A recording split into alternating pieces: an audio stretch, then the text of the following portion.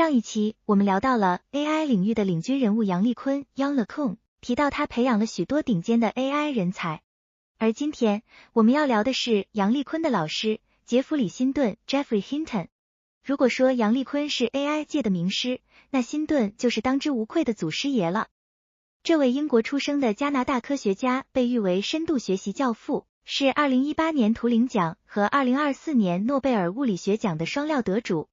但你可能不知道，他的家族本身就流淌着天才的血液，他的曾曾祖父是逻辑学家乔治·布尔 George Boole， 布尔代数的创始人，奠定了现代计算机的基础。那么，这位 AI 界的传奇人物，究竟是如何从一位痴迷大脑工作原理的少年，成长为影响全球科技发展的科学巨匠？他的研究灵感从何而来？又为何在晚年对 AI 的未来发出警告？今天我们就来深入探索杰弗里·辛顿的传奇人生。有些网友觉得辛顿的天才来自于基因天赋，每一个打开辛顿家谱的人都会惊叹于这个5代科学世家。比如辛顿的曾曾祖父乔治·布尔是逻辑学家，布尔是现在计算机科学中依然在使用的一种逻辑数学类型，这个就是以乔治·布尔的名字命名的。辛顿的曾曾祖母玛丽·珠穆朗玛峰·布尔是数学家和教育家，玛丽又是英属印度的测量总长乔治·珠穆朗玛峰的侄女，世界最高峰珠穆朗玛峰就是以乔治的名字命名的。我这才意识到，原来杰弗里·辛顿还有个中间名，他的全名是杰弗里·珠穆朗玛峰辛顿，真的有点好笑。他还有一位堂亲琼·辛顿，是一位核物理学家，是曼哈顿计划2位女物理学家中的一位。此外，还有远亲弗尼契，是小说《牛虻》的作者，以及简·泰勒是一闪一闪小星星的诗作者。在这样的家族出生，大家自然觉得辛顿会追随昆虫学家父亲霍华德·辛顿进入学术界，成为一名学者。辛顿在10几岁的时候就有了想要研究大脑的想法。他说，高中的时候有一个很厉害的同学告诉他，大脑就像全息图一样工作。全息图就是说，你切掉大脑的一半，依然可以得到全貌。记忆可能是分布在整个大脑里的，而不是专门有一个区域存储记忆的。So when I was at high school, I had a classmate who was always better than me at everything. He was a brilliant mathematician. And he came into school one day and said, "Did you know the brain uses holograms?" And I guess that was about 1966. And I said, sort of, what's a hologram? And he explained that in a hologram, you can chop off half of it and you still get the whole picture.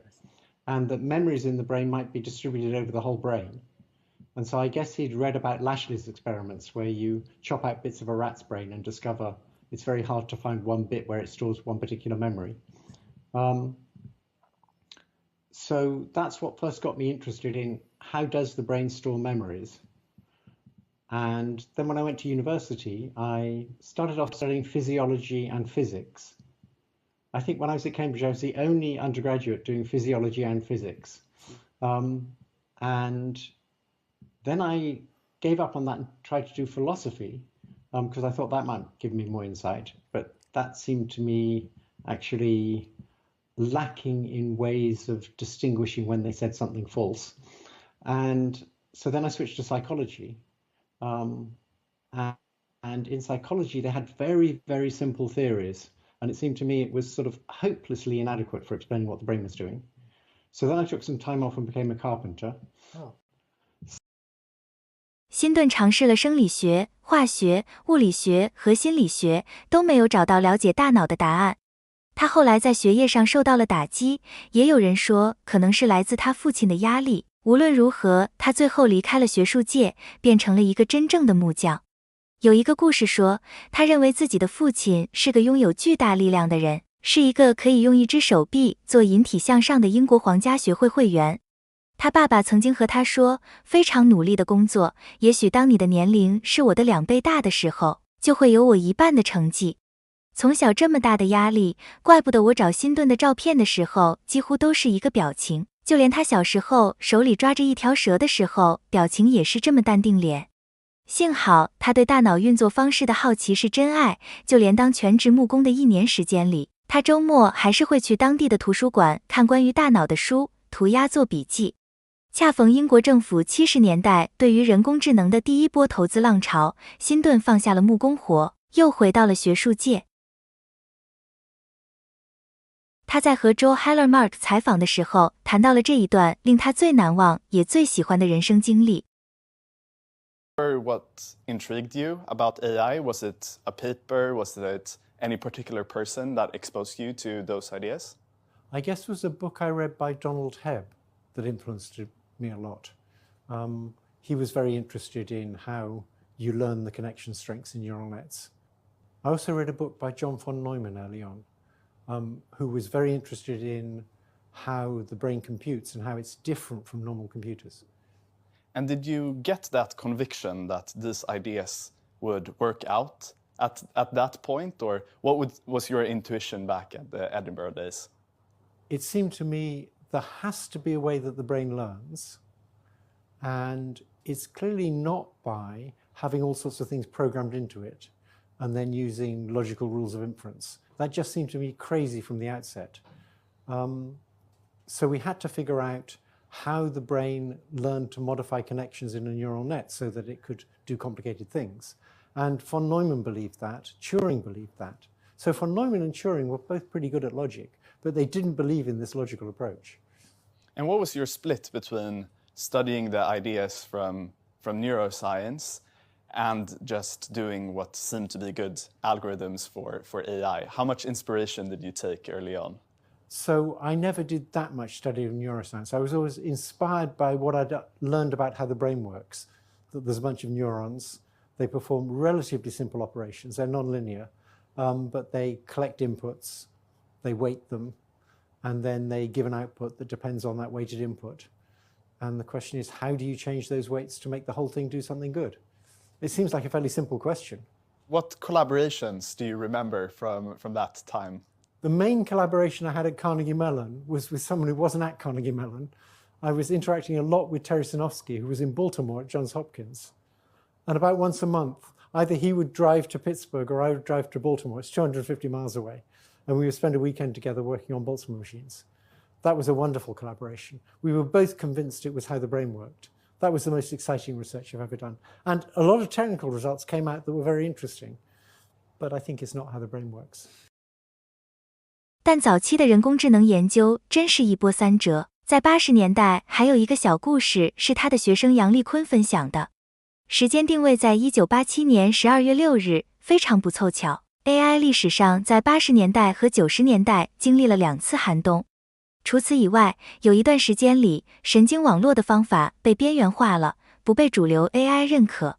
这一天，辛顿一反常态的神情沮丧，和办公室的同事说：“今天是我40岁生日，我的职业生涯也到头了，什么也做不成了。”40岁的辛顿没有意识到，此时的他离 AlphaGo 的石破天惊还有29年，离自己获得图灵奖还有31年，离获得诺贝尔奖还有37年。2025年7月，辛顿参加了在上海举办的2025世界人工智能会议，并发表了主题演讲。他在演讲里谈到60多年来 AI 存在2种范式，一种是逻辑型的，他们认为智能的本质在于推理，通过符号规则操作实现；另一种是生物型的，他们认为智能在于学习网络中的连接速度，学习优先于理解。后来，辛顿在1985年的研究试图把逻辑符号范式与生物连接主义范式结合起来。他的这种结合的模式被逐渐发展，促成了今天的大语言模型。他认为大语言模型与人类理解语言的方式相似，都是将语言转化为特征并整合起来。后来，他还对比了数字智能与生物智能。生物智能如人类大脑是模拟型，知识难以高效传递，每秒最多传递100个比特；数字智能是数字型，可通过拷贝、权重平均等快速分享知识，速度达数十亿比特。哇，数字智能比生物智能快这么多！辛顿对于人工智能的安全是非常关注的，他不赞成军事资助人工智能，为此还从美国搬到了加拿大。同时，2023年5月，他向谷歌辞职，以求没有顾虑地发表人工智能安全相关问题的看法。不过，在一次采访中，他表示，比起担心人类滥用 AI，他更担心的是 AI 远超人类智能而失控。他说，人们总说自己能够让 AI 向上控制它，但是事实是数字智能传递的速度是生物智能的1000万倍。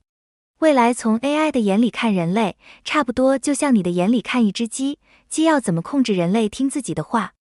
主持人还问了辛顿，未来什么工作不容易被 AI 替换？辛顿说，水管工。他解释说，现在的 AI 很擅长撰写文案、绘图设计、编程开发，与我们想象和计划的不同，这些比较靠智能的白领类工作是最容易被 AI 实现的。而且 AI 的创造力和决断力也不容小觑，因为它们的信息传递速度是1000万倍，反而像水管工需要精巧的手操作的工作不那么容易被 AI 实现。他说，他现阶段的工作就是让大家重视起这些安全相关的问题。此外，他还和主持人分享了人生最后悔的事情是没有多花时间陪伴得了癌症的妻子，而是沉醉于工作之中，尽管妻子是很支持的。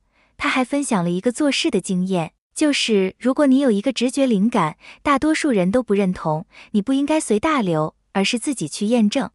如果很多人不认同，大概率是你错了，不过你也应该找出来到底错在哪里，还有一种概率是你对了，那就更棒了。我觉得辛顿应该去拍个纪录片，这么多精彩的故事内容。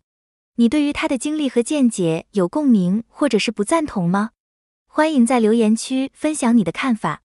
今天的节目就到这里，我们下期见。